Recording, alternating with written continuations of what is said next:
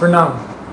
मैं सार्थक रंजन, पप्पू यादव जी का पुत्र, और मैं नहीं चाहता था कि हमारी मुलाकात ऐसे हो, पर जैसे पापा कहते हैं कि समय और परिस्थिति के सामने किसी का बस नहीं चलता है, तो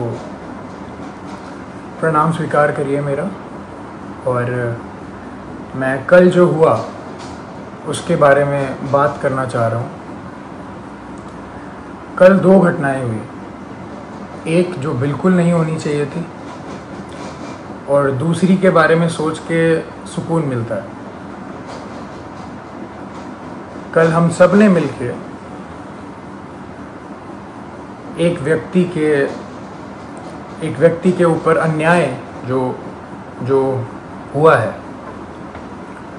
हम सब ने मिलके ट्विटर पे हमने उस ट्रेंड को नंबर 1 कर दिया और काफ़ी घंटों तक रहा। मैंने भी ट्वीट किया घर पे अपने आराम से सोफे में बैठ के, उसे नंबर 1 ट्रेंड की दौड़ पे लगे रहे सोचा। पर वो कल हुआ और कल चला गया है, और अब जब जेल जाने की बारी आई है तो मेरे पिता अकेले हैं। कल 9 बजे से लेके आज सुबह 3 बजे तक वो सिर्फ एक मुजरिम की तरह ट्रीट हुए हैं, और मैं जानना चाहता हूं कि उनका जुर्म है क्या। हॉस्पिटल्स की जो हालत है बिहार में, उसकी सच्चाई दिखाना जुर्म है, या दवाइयाँ नहीं हैं तो जिनको ज़रूरत है उनको दवाइयाँ पहुँचाना जुर्म है, लोगों को खाना देना जुर्म है, या जो काला बाजारी चल रही है दवाइयों की उसको पेश करना जुर्म है। सबसे बड़ा जुर्म मेरे को ये लग रहा है कि एक नेता के घर पे जो छापा मार के उन्होंने आप लोगों के लिए जो एम्बुलेंसेस यूज़ होनी थी वो बस घर पे पड़ी हुई थी, और वो बस ये चाह रहे थे कि वो सारी एम्बुलेंस यूज़ हों आप लोगों के लिए। मुझे लग रहा है कि यही जुर्म उनका सबसे बड़ा रहा।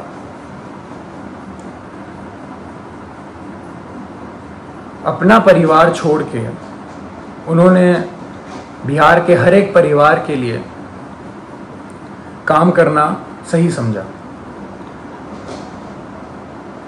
हर एक परिवार की एक भी पुकार अनसुनी ना जाए, उनका बस यही मकसद है। शुरुआत से मैं हर रोज़ बात करता था उनसे, कल के पहले तक हर रोज़, और बस एक ही चीज़ पूछता था मैं उनसे कि क्या आपकी तबीयत ठीक है, क्योंकि मैं भी घर पे बैठ के आराम से आप लोगों की तरह बस देखता था कि वो उनकी वीडियोस कि कभी वो कोविड वार्ड में जा रहे हैं, पेशेंट्स के बीच में जा रहे हैं, मुर्दा घर जा रहे हैं, या भीड़ के बीच में खाना दे रहे हैं, या कोई माँ उनसे गले लग के अपने बेटी या बेटे के लिए रो रही हैं।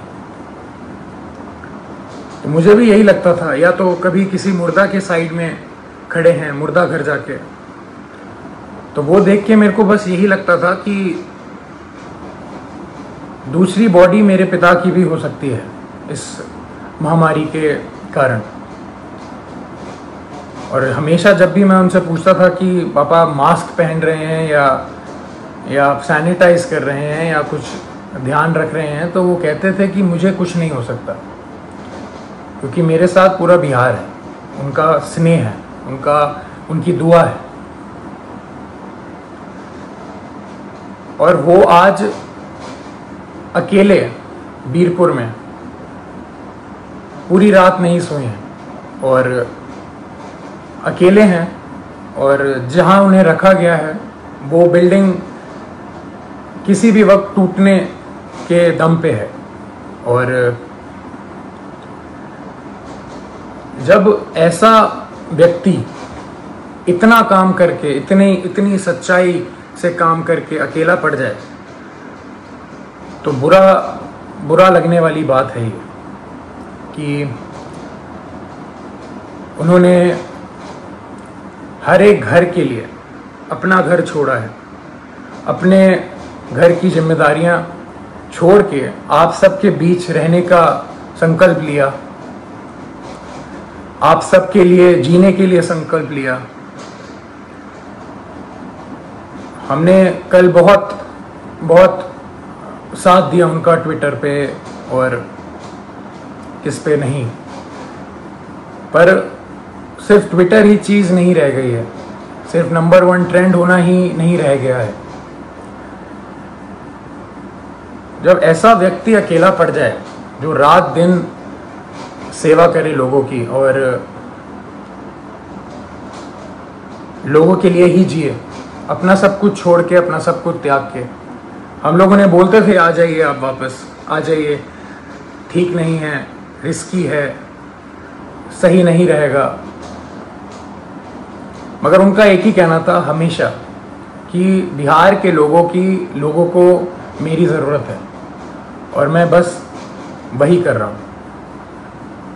अपने बारे में, अपनी जान के बारे में बिल्कुल ना सोचते हुए वो बस आप लोगों के लिए काम रात दिन करते रहे। हॉस्पिटल में छापा मारना हो तो पप्पू यादव जाएंगे, खाना देना हो तो पप्पू यादव देंगे, दवाई देना हो तो पप्पू यादव देंगे, बेड चाहिए, ऑक्सीजन चाहिए, एम्बुलेंस चाहिए तो पप्पू यादव करेंगे। अभी हमारे बीच पप्पू यादव कौन बनेगा? कहां से लाएंगे हम दूसरा? हम उन्हें अकेला इस टाइम पे नहीं छोड़ सकते। मैं बेटा हूँ इसलिए ये सारी बातें कर रहा हूँ, नहीं। अगर मैं सिर्फ एक बेटे की तरह सोचता तो शायद मैं उनको ज़बरदस्ती बहुत पहले घर बुला चुका होता, पर मैं एक नागरिक की तरह सोचूं तो बहुत बुरा लग रहा है। जो आदमी रात दिन एक करके सिर्फ दूसरों के लिए जिए और उसके साथ ऐसा अन्याय हो, ये बिल्कुल मंजूर नहीं है, ना हम लोगों को मंजूर करना चाहिए। मैं पहली बार आया हूँ आप सबके सामने और ये बिल्कुल भी एक्सेप्ट करने वाली चीज़ नहीं है जो हुआ है मेरे पिता के साथ। कल से हुए जा रहा है और अभी भी हो रहा है।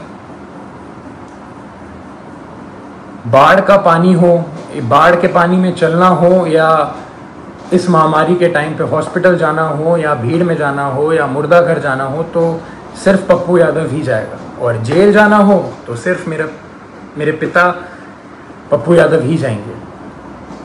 ऐसा क्यों? ऐसा मैं समझ नहीं रहा हूँ, ऐसा हो क्यों रहा है, ऐसा होता क्यों है?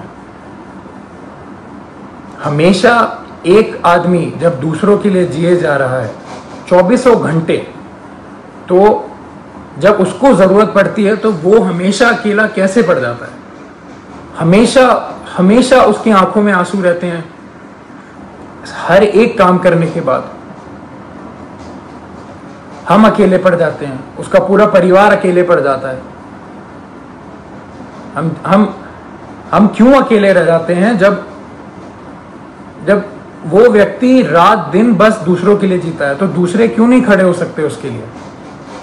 क्यों नहीं आवाज निकाल सकते? क्यों नहीं हम, अगर एक पप्पू यादव बिहार के लिए इतना कर सकता है, तो सोचिए 2 पप्पू यादव या 10 पप्पू यादव या 1 लाख पप्पू यादव कितना करेंगे। मैं कहूंगा मेरे पिता का नाम सिर्फ एक नाम नहीं है, वो सिर्फ एक व्यक्ति नहीं है, वो एक जुनून है। वो जुनून हर एक के अंदर रहता है। मेरे अंदर भी है, मेरी बहन के अंदर भी है, मेरे भाई के अंदर भी है, और आप सब के अंदर। वो सारा जुनून एक साथ अगर काम करे तो हमारा जो पहला पप्पू यादव है वो कभी अकेला नहीं पड़ेगा। मैं दिल से खुशगुजार हूं आप सबका कि हम सब ने कल बहुत बहुत प्यार दिया, बहुत स्नेह दिया मेरे पिता को, पर अभी रुकने की बारी नहीं है। उनको अभी तक हरास किया जा रहा है। जैसे कल रात से वो सोए नहीं हैं, खाए नहीं हैं, उनको दवाइयाँ उनको दवाई खानी होती है, उनको शुगर है, उनका 1.25 महीने पहले ऑपरेशन हुआ है, राइट पैर की नसें उनकी वीक हैं, तो खून सर्कुलेशन नहीं होता है उनके राइट पैर में अच्छे से। और किस जुर्म में ये सज़ा उनको दी जा रही है, मैं ये पूछना चाहता हूँ। और जिनकी वजह से हो रहा है वो बहुत अच्छे से जानते हैं कौन कौन है, और ये बिल्कुल ना समझें कि किसी को नहीं पता है कि किसकी वजह से हो रहा है ये और क्यों हो रहा है। यहाँ कोई बच्चा नहीं है और कोई डरा हुआ नहीं है। पप्पू यादव ना कभी किसी से डरा है, ना कभी डरेगा। जब ये जुनून हर एक के अंदर है और हर एक बंदा, हर एक माँ, हर एक बेटी, हर एक भाई जब उसके पीछे खड़ा रहेगा और उसको पूरा विश्वास है कि हर एक बिहार का व्यक्ति उनके साथ है, वो कल साबित हुआ है। मैं बस ये कह रहा हूँ कि वो सिर्फ कल पे ही सीमित नहीं होना चाहिए, ये मुहिम चलती रहनी चाहिए। यही मेरे पिता का सबसे बड़ी जीत है। उनको पद से कोई लेना देना नहीं है। उनकी सबसे बड़ी जीत ही इसमें है कि उनके साथ सारे सच्चे लोग खड़े रहें, पूरा बिहार खड़े रहे, बिहार खुश रहे। उनकी सबसे बड़ी जीत यही है। तो जब हम सब में ये जुनून है तो हम सब मिलके इस मुहिम को, इस भ्रष्टाचार के खिलाफ जो हमने मुहिम छेड़ी है, जो ये भ्रष्टाचार मेरे पिता के खिलाफ हो रहा है, जिस जुर्म में जो कोई नहीं बता सकता, जो कोई बता ही नहीं सकता कि जुर्म है क्या। मैं चाहूँगा हम सब एक साथ मिलके इस भ्रष्टाचार के खिलाफ जो मुहिम मेरे पिता ने छेड़ी है,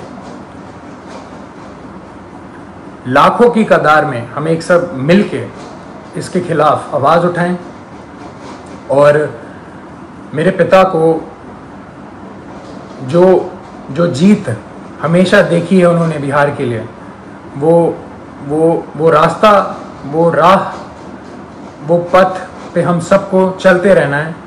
इसी में उनकी सबसे बड़ी खुशी और सबसे बड़ी जीत है।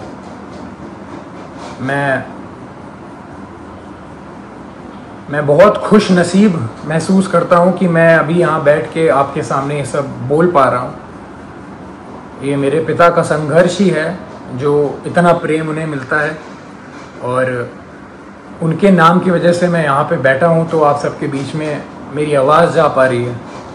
उनके संघर्ष को हम सबको मिलके उसकी आग को उठा के ही रखना है, बुझने नहीं देना है। प्रणाम।